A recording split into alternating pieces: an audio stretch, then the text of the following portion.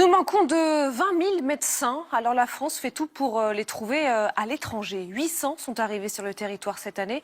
Un drame pour certains pays comme la Tunisie qui ne sait comment empêcher la fuite de ses cerveaux. Reportage à Tunis du Guët, Georges Pinol et de Philippe Lagone. La Pitié-Salpêtrière, le plus grand hôpital d'Europe. Ici, comme partout ailleurs en France, on manque de médecins. Ahmed Benlaom est anesthésiste. Il a fait toutes ses études en Tunisie et a choisi l'Hexagone pour sa dernière année de spécialité.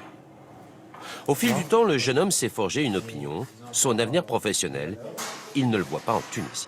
Honnêtement, je veux acquérir de l'expérience en France. J'aime l'hôpital.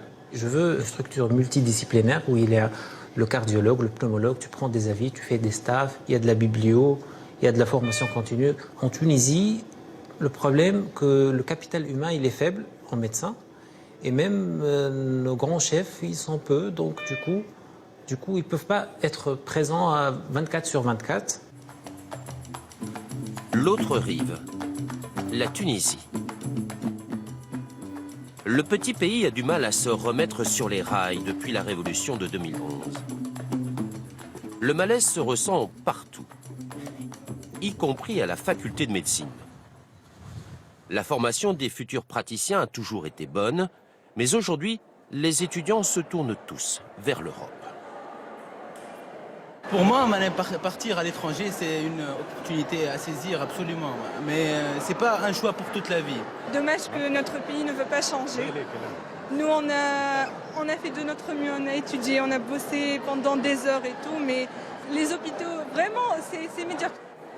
Chaque année, 800 diplômés sortent de fac, à peine assez pour contrebalancer l'hémorragie de médecins.